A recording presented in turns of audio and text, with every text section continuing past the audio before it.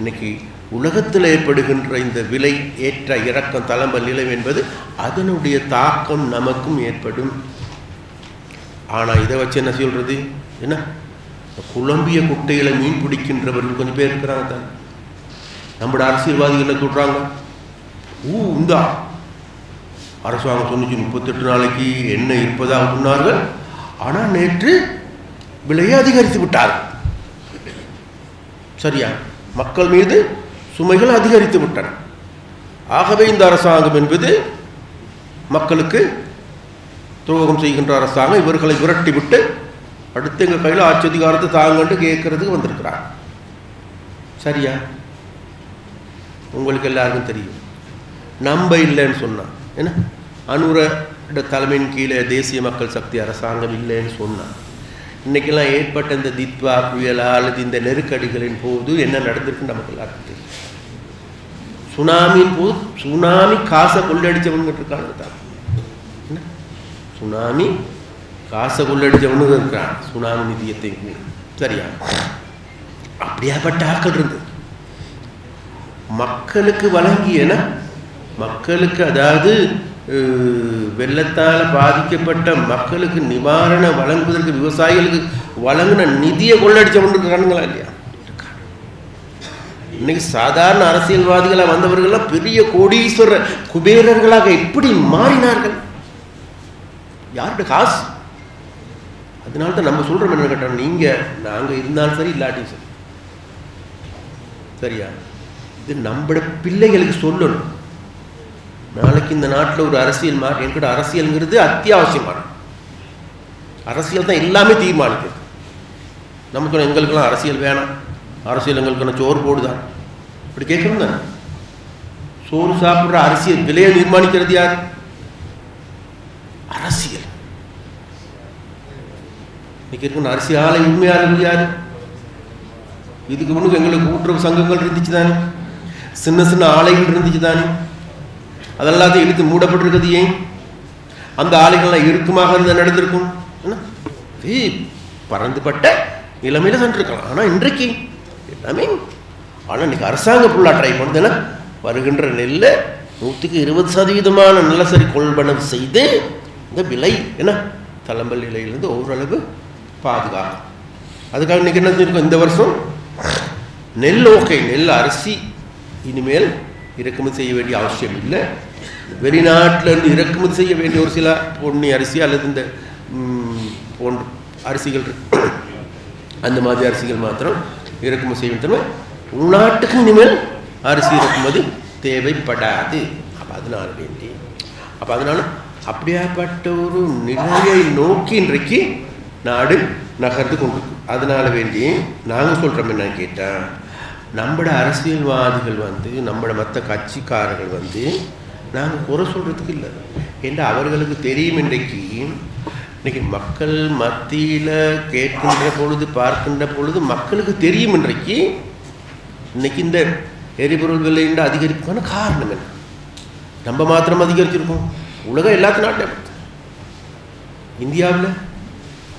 இந்தியாவில் எத்தனை நாள் களஞ்சியப்பட்ட முடியும்? பிரான்ஸில் நம்ம வேற உலகத்தில் பெரிய நாடுகள் சொல்லுகின்றோம்.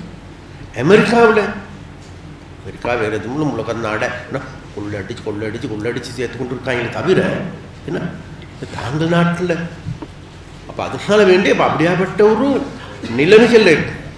அப்போ இந்த நிலைமைகள் இருந்தோட இன்றைக்கு நம்ம இன்றைக்கு படிப்படியாக மீண்டு வருகின்ற பொழுது என்ன நம்மளோட காலாலையும் கையாலையும் இழுக்கின்ற வேலைகளை செய்கின்ற ஆக்கள் இருக்கிறாங்க. அதனால் நம்ம சொல்கிறோம் என்னன்னு கேட்ட வேறு எதுவும் இல்லை. இது மட்டக்களப்புக்கு மாத்திரமே நாட்டுக்கு எடுத்துக்கொண்டு அப்படித்தான். ஏன்னா யாழ்ப்பாணத்தை நீங்கள் பார்த்தீங்கன்னு சொன்னால் யாழ்ப்பாணம் இன்றைக்கு வேகமான ஒரு மாற்றத்தை நோக்கி வந்து கொண்டு. ஆனால் அங்கே நம்ம இண்டோர் ஸ்டேடியம் செஞ்சோம் போயிட்டு வளர்ந்துட்டோம். யாழ்ப்பாணத்தானுக்கு இண்டோர் ஸ்டேடியம் வேண்டாம், அவன் நாசம் போனால் பரவாயில்லை, வளர்ந்து பெரிய கிரவுண்ட் ஒன்று வரப்போகுது, கிரிக்கெட் கிரவுண்டு. அதோடு சேர்ந்து பெரிய அபிவிருத்தி திட்டங்கள் வரப்போகுது. அதுக்கும் வழக்கு போட்டு அது தற்காலிகமாக நிறுத்தி வச்சிருக்காங்க. ஏன்? அது போன்ற இன்றைக்கு பல்வேறு உல்லாச பயணிகளுடைய வருகை கூடி அது இல்லாமல் ஏனைய உற்பத்திகள் அதிகரிச்சிருக்கு. அது இல்லாமல் இன்றைக்கி இண்டஸ்ட்ரியல், அதாவது தொழிற்பேட்டைகள் உருவாக்கி கொண்டு வருது. கேகேஎஸ் பிரதேசத்துக்கு எல்லாம் பரந்தன் கெமிக்கல் எடுத்துக்கொண்டாலும் சரி, உப்பளம் எடுத்துக்கொண்டாலும் சரி, அந்த வகையில் எடுத்துக்கொண்டால் இன்றைக்கு விசேடமாக நம்மளோட மீன்பிடித்துறைங்கிறது அத்தியாவசியம். அப்போ கடந்த தித்வா புயலின் போது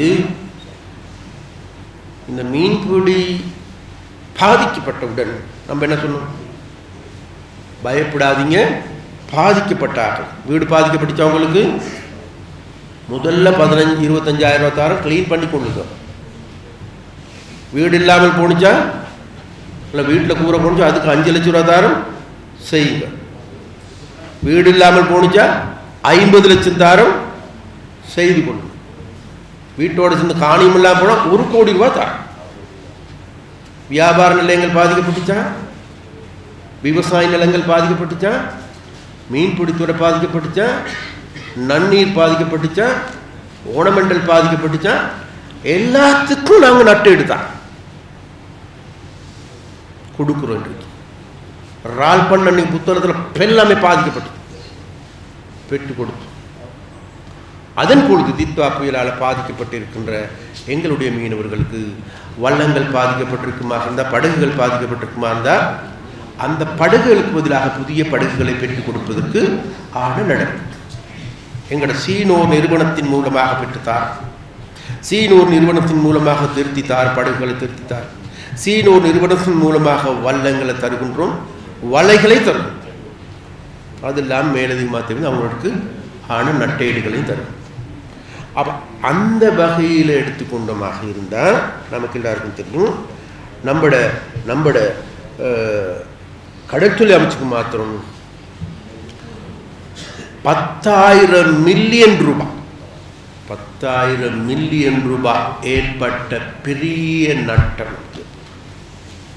நாங்கள் அதிலிருந்து எங்களுடைய மீன்பிடித்துறையை கட்டியெழுப்புறதுக்காக வேண்டி எங்களால் உதவிகள் செய்து கொண்டோம். வேறு எதுவுமில்லை. உண்மையிலே இன்றைக்கு ஒரு மாற்றமான அரசியல் உருவாகி இருக்குது. அப்போ அந்த மாற்றமான அரசியல் உருவாகி கொண்டு வருகின்ற பொழுது இன்றைக்கி உலக அரசியல் வித்தியாசமான முறையில் இருக்குது. அது உலகத்தை ஆட்டி படைக்கின்ற ஒரு நிலைமையாக மாறி இருக்குது. அப்போ அந்த நிலைமையில் அந்த என்ன சொல்கிறது, அந்த குழம்பிய குட்டையில் மீன் பிடிக்கின்ற அரசியலை செய்கின்றவர்கள் இருக்கிறார்கள். சரியா? அவர்களோட வேலை அதுதான். எப்படா குட்டை குழம்புன்னு பார்த்து கொண்டிருந்தார்கள், எப்படா இந்த நாட்டில் நெருக்கடி உருவாகுன்னு பார்த்து கொண்டிருந்தார்கள், எப்படா இந்த நாடு நாசமாக போகும்னு பார்த்து கொண்டிருந்தார்கள்.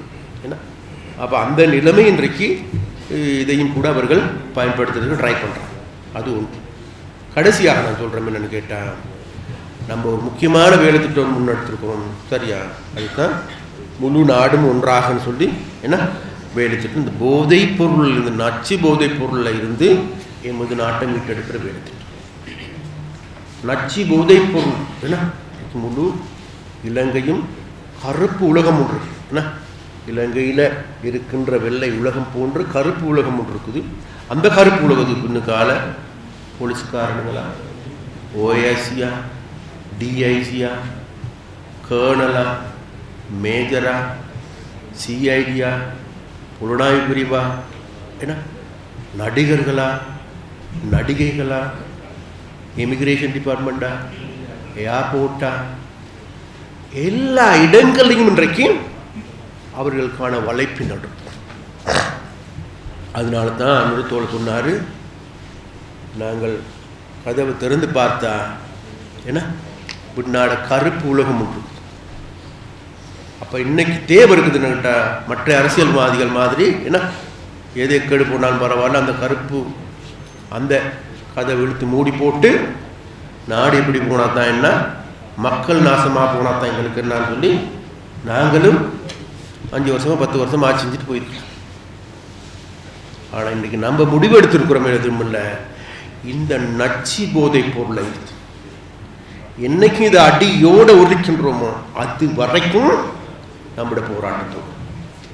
அப்போ அதற்கான வேலை திட்டங்கள் தான் இன்றைக்கு நாங்கள் மாவட்ட ரீதியாக, பிரதேச ரீதியாக, போலீஸ் திணைக்களத்தின் ஊடாக அல்லது போலீஸ் ரீதியாக நாங்கள் இன்றைக்கி முன்னெடுத்து வரோம்.